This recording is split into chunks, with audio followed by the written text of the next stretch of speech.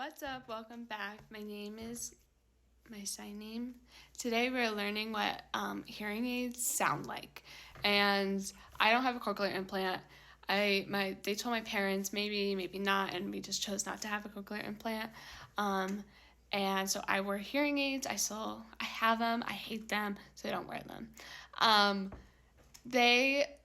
It doesn't sound like real sounds. Let's just get that straight.